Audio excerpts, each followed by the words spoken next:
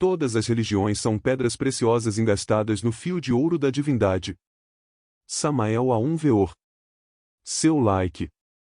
Mais seu comentário. Mais seu compartilhamento. Mais sua inscrição. Igual nossa enorme gratidão. Capítulo 45. Tantrismo branco do livro Parsifal Desvelado. Os mistérios do Santo Graal na obra de Wagner. Autênticas doutrinas tântricas do Kama Sutra de Vatsyayana e o Anangaranga de Kayanamala complementam-se com o Vajroli Yoga e o Pankatata. O Kama Sutra hindu legítimo nada tem a ver com certas edições espúrias ou apócrifas, adulteradas, que ostentando o mesmo título circulam por todos os países ocidentais. Esta obra clássica da arte do amor hindu divide-se em 7 partes. Na primeira se expõe ao casal o impulso da vida e as artes e ciências que são de utilidade prática na magia sexual. Só entram em consideração como mestras das principiantes, aquelas mulheres que tenham praticado magia sexual com algum homem. A discípula deve possuir o conhecimento de 64 artes básicas. Entre outras coisas, depois do canto, música instrumental. Capítulo 45. Tantrismo branco do livro Parsifal Desvelado. Os mistérios do Santo Graal na obra de Wagner. Autênticas doutrinas tântricas do Kama Sutra de Vatsyayana e o Anangaranga de Kayanamala complementam-se com o Vajroli Yoga e o Pankatata. O Kama Sutra hindu legítimo nada tem a ver com certas edições espúrias ou apócrifas, adulteradas, que ostentando o mesmo título circulam por todos os países ocidentais. Esta obra clássica da arte do amor hindu divide-se em 7 partes. Na primeira se expõe ao casal o impulso da vida e as artes e ciências que são de utilidade prática na magia sexual. Só entram em consideração como mestras das principiantes, aquelas mulheres que tenham praticado magia sexual com algum homem. A discípula deve possuir o conhecimento de 64 artes básicas. Entre outras coisas, depois do canto, música instrumental, dança, desenho, confecção de extrato de pétalas de flores, execução musical com vasos contendo água pura, mineralogia, ciência química, organização de brigas de galos, codornas, carneiros e técnica de todos os trabalhos literários, a aluna terá de aprender, obrigatoriamente, artes mágicas. Além de saber preparar os diagramas e filtros amorosos de eficácia esotérica, deverá instruir-se em sábios sortilégios e mantras. Na segunda parte do Kama Sutra, o grande mestre hindu Vatsyayana expõe, sabiamente, uma farta didática esotérica sobre a arte de amar, ocupando-se muito especialmente sobre algo extraordinário, qual a verdadeira divisão de tipos homens e mulheres segundo a divisão de seus órgãos genitais. Inteligentemente apresenta 3 classes de homens que são designados segundo seu falo como lebre, touro e garanhão, um animal grande do Hindustão. Comparando com os varões, as mulheres também são classificadas segundo a constituição de seu yoni, o órgão sexual gazela, égua e elefanta. Esta diferenciação de ambos os sexos compõe-se, por sua vez, em 9 combinações amorosas, fazendo-nos recordar a 9ª esfera. Primeira, elevado gozo sexual, lebre com gazela, touro com égua, garanhão com elefanta. Segunda, desiguais uniões sexuais, lebre com égua, lebre com elefante, touro com gazela, touro com elefanta, garanhão com égua, garanhão com gazela. As 9 possibilidades de união sexual se subdividem em 3 classes, segundo o tamanho dos órgãos sexuais, a proporção do mesmo tamanho, que sem dúvida é o melhor, a relação entre órgãos grandes com pequenos, no qual é dos mais infelizes, o desfrute do prazer, todas as outras relações amorosas que podem simplesmente se classificar como regulares. O eventual temperamento dos cônjuges, sem dúvida, desempenha um grande papel no ato sexual. Agrupam-se em 3 classes, frio, médio e ardente, de maneira que são possíveis os 9 acoplamentos da 9ª esfera, a saber, frio com frio, médio com médio, ardente com ardente. Desiguais uniões sexuais, frio com médio, frio com ardente, médio com frio, ardente com médio. A duração de um gozo sexual, ou seja, a possibilidade de uma longa permanência no mesmo, não se baseia, entre os hindus, por exemplo, em uma atividade sensual puramente animal, mas é considerado como questão vital que se expressa no ato executado como uma demonstração de cultura muito desenvolvida e muito bela. Um cônjuge que não se encontre realmente orientado sobre os mais íntimos fenômenos sexuais é considerado deficiente. Segundo Razamanjuri, todo homem no jogo do amor não reflexiona sobre o que se deve fazer ou deixar de fazer. É evidente, também, que a duração do gozo sexual divide-se em 3 classes, rápida, média e lenta. O segredo da felicidade de Deus consiste na relação dele consigo mesmo. Desta relação advém, de acordo com a lei das analogias filosóficas, todo o vínculo cósmico, todo o enlace sexual. O gozo sexual é, pois, um direito legítimo do homem, a felicidade de Deus expressando-se através de nós. Maomé disse, o ato sexual é até agradável à religião, sempre que realizado com a invocação de Alá e com a própria mulher para a reprodução. O Alcorão diz, ouve, toma por mulher uma donzela a qual acaricies e te acaricie também. Não passes a penetração sem haver-te antes excitado pelas carícias. O profeta sublinha, vossas esposas são para vós um labirinto. Ide a ele como vos aprouver, mas realizai antes algum ato devocional. Temei a Deus e não esqueçais de que um dia havereis de estar em sua presença. Segundo esta concepção, é ostentável que o delicioso ato sexual com a mulher adorável é uma forma de oração. Nesses instantes de suprema felicidade nos convertemos em colaboradores do Logos Criador, prosseguimos a tarefa radiante e a cada instante recreadora da manutenção do universo entre o seio misterioso da eterna Mãe Espaço. Fazei como vosso Criador, como um homem poderoso em obras e força, consciente do que faz e havereis de obter duplo gozo, um acréscimo de licor seminal e filhos sãos e fortes.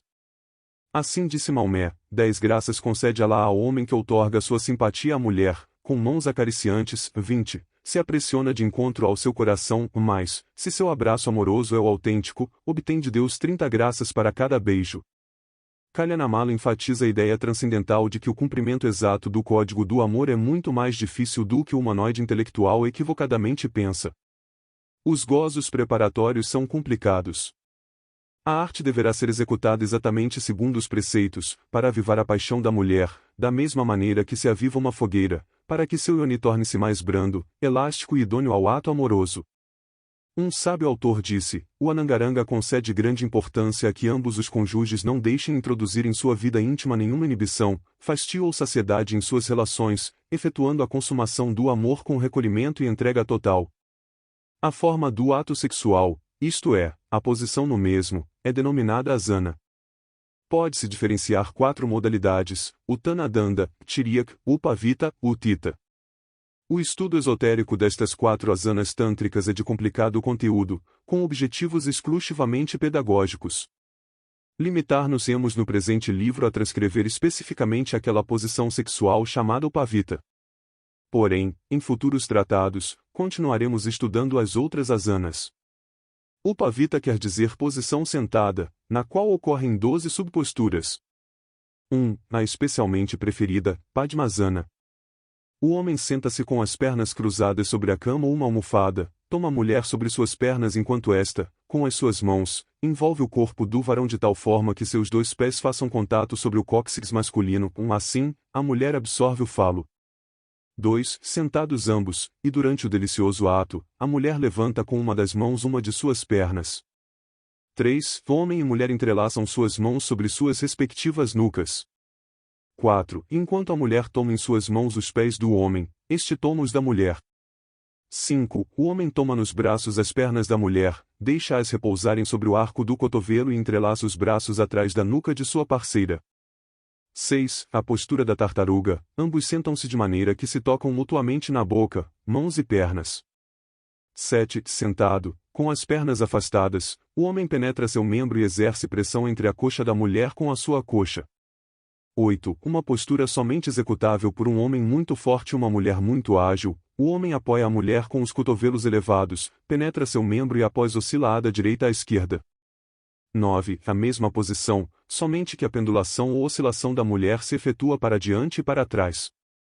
O Upavita oriental é maravilhoso, porém, os gnósticos não são exclusivistas. É óbvio que no mundo ocidental muitos místicos preferem a seguinte asana. 1. Mulher estendida de costas na cama, pernas afastadas, abertas para a direita e para a esquerda, almofada baixa ou sem ela. 2. Homem colocado sobre a mulher, metido entre suas pernas, rosto, tórax e ventre masculino fazendo contato direto com o corpo feminino. 3. Fronte contra fronte, peito contra peito, plexo contra plexo, todos os correspondentes centros astrais justapostos para permitirem um intercâmbio de correntes magnéticas e estabelecer assim um androgenismo completo. 4. Introduza-se muito suavemente o membro viril na vagina, evitando-se ações violentas. O movimento do falo dentro do útero deve ser lento e delicado. 5. A união deverá durar pelo menos 1 hora. 6. Retirar-se da mulher antes do espasmo para evitar a ejaculação do sêmen. 7. O falo deve ser retirado de dentro do útero muito delicadamente. Pierre Wang Wong, falando sobre medicina chinesa, disse: o taoísmo tem outras influências na medicina, como prova a leitura de uma recompilação dos tratados taoístas, o Xingmin Quelshen, do ano 1622, aproximadamente. Distinguem-se 3 regiões no corpo humano. A região superior inferior da cabeça. O chamado osso da almofada é o occipital. A almofada de jade, Yu Shen, encontra-se na parte posterior inferior da cabeça. O chamado osso da almofada é o occipital, Shen Ku. O palácio do Niuan, termo derivado da palavra sânscrita nirvana. Encontra-se no cérebro, chamado também mar da medula óssea, Sui Hai, e é a origem das substâncias seminais. A região média é a coluna vertebral, considerada não como um eixo funcional e sim como um conduto, unindo as cavidades cerebrais com os centros genitais, termina num ponto chamado de coluna celeste, Tianshu, situado detrás da nuca no ponto onde nascem os cabelos. Não devemos confundir este ponto com o que na acupuntura tem o mesmo nome. A região inferior compreende o campo de sinábrio, o Tantien. Nela se assenta a atividade genital representada pelos rins, o fogo do tigre, Yang à esquerda, e o fogo do dragão, Ning à direita. A união sexual está simbolizada por um casal, um homem jovem conduz o tigre branco e uma mulher jovem cavalga sobre o dragão verde. O chumbo, elemento masculino, e o mercúrio, elemento feminino, irão mesclar-se, enquanto estiverem unidos. Os jovens arrojam sua essência em uma caldeira de bronze, símbolo da atividade sexual. Mas os líquidos genitais, particularmente o esperma, o tsing, não são eliminados, nem se perdem, a fim de que possam voltar ao cérebro pela coluna vertebral, graças à qual se recupera o curso da vida. A base destas práticas sexuais taoístas é os coitus reservatus, no curso, do qual o esperma que haja baixado do encéfalo até a região prostática, o mais que não tenha sido ejaculado, retorna à sua origem, é o que se denomina fazer voltar a substância, o Wan Tsing. Quaisquer que sejam as objeções que se formulem frente à realidade deste retorno, não é menos certo que os taoístas conceberam um domínio cerebral dos instintos elementais que mantinha o grau de excitação genésica por debaixo do umbral da ejaculação, deram assim ao ato sexual um estilo novo e uma realidade diferente à fecundação. As práticas sexuais desempenharam um grande papel no taoísmo. As práticas públicas e coletivas, assinaladas no século II, desapareceram no século VI. As práticas privadas continuaram tanto tempo que Tseng, século XII, lhes consagrou uma parte de seu Itão Shu. Realmente tanto taoístas como budistas observaram a continência, que tem sua base na magia sexual. Porém os primeiros a consideravam como uma forma de desprendimento que devia levá-los à libertação, enquanto os segundos, além do seu desejo de conseguir o tão, mantinham-se castos para concentrar-se, conservar sua substância e terem longevidade. É possível que, igualmente como sucedeu com seus exercícios respiratórios, os taoístas se inspiraram nos tratados tântricos hindus. Alguns foram traduzidos para o chinês na época dos Teang conhecidos por Suen Ss ou Miao. O Pompeu Tseu contém uma seção intitulada A Alcova, 18 capítulos, que foi impressa em 1066 e reimpressa em 1307, 1544 e 1604 por Qiao Cheqing. Estas datas foram extraídas dos textos incluídos nos Anais do Sui por Tamba Yasuyori em seu Yi Sinfang, 982-984, impresso por Taki Genkin, morto em 1857. Em 1854 este compêndio médico de 30 capítulos, contendo os Segredos de Alcova, foi reeditado por Etoei, de 1864 a 1927, que reconstruiu os textos perdidos, e particularmente, o Rasa-Matoria, do mestre Togyo. Um grande sábio disse, mediante a prática do Vajralimudra o yogi faz afluir em si a Shakti, ou seja, a energia universal revelada, de maneira que já não será apenas partícipe, mas também seu senhor. No Viparitakarani, disse, esta prática é a melhor, excelente, causadora da liberação para o yogi. Ela importa em saúde, outorgando-lhe a perfeição. Se desvendarmos o Vajralimudra, se rasgarmos o véu de Ísis, fica a verdade nua, a magia sexual, o Sahaja Maituna. A esotérica Viparitakarani ensina claramente como o yogi faz subir lentamente o sêmen mediante a concentração, de modo que o homem e a mulher, em plena cópula, podem alcançar o Vajroli. Obediente à deusa, semelhante a uma serpente adormecida no Svayambulingam e maravilhosamente adornada, desfruta do amado e de outros arrebatamentos. Acha-se aprisionada pelo vinho e irradia com milhões de raios. Será despertada, durante a magia sexual, pelo ar e pelo fogo, com os mantras de Ian e Drão e pelo mantra Yum. Cantai estes mantras nesses preciosos momentos em que o Lingam e Oni encontram-se conectados no leito nupcial. Assim, despertareis Devi Kundalini, a serpente ígnea de nossos mágicos poderes. Capítulo 45. Tantrismo branco do livro Parsifal Desvelado. Os mistérios do Santo Graal na obra de Wagner. Autênticas doutrinas tântricas do Kama Sutra de Vatsyayana e o Anangaranga de Kayanamala complementam-se com o Vajroli Yoga e o Pankatata. O Kama Sutra hindu legítimo nada tem a ver com certas edições espúrias ou apócrifas, adulteradas, que ostentando o mesmo título circulam por todos os países ocidentais. Esta obra clássica da arte do amor hindu divide-se em 7 partes. Na primeira se expõe ao casal o impulso da vida e as artes e ciências que são de utilidade prática na magia sexual. Só entram em consideração como mestras das principiantes, aquelas mulheres que tenham praticado magia sexual com algum homem. A discípula deve possuir o conhecimento de 64 artes básicas.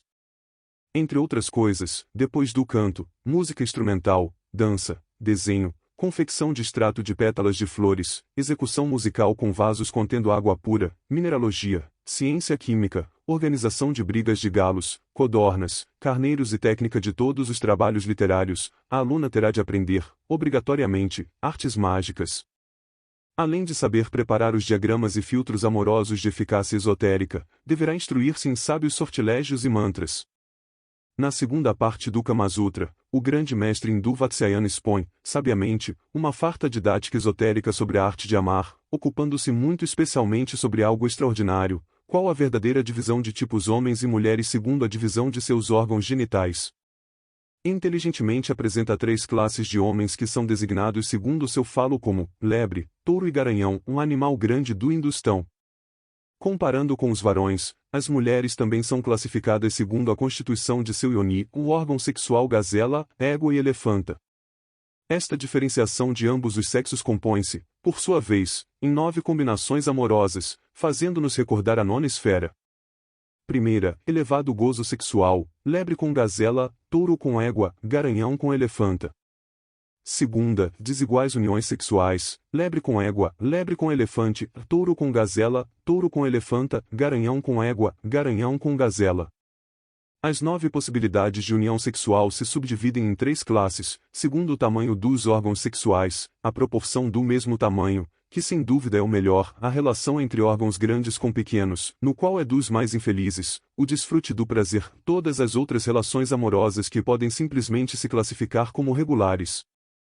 O eventual temperamento dos cônjuges, sem dúvida, desempenha um grande papel no ato sexual. Agrupam-se em 3 classes, frio, médio e ardente, de maneira que são possíveis os 9 acoplamentos da 9ª esfera, a saber, frio com frio, médio com médio, ardente com ardente. Desiguais uniões sexuais, frio com ardente, médio com frio, ardente com médio.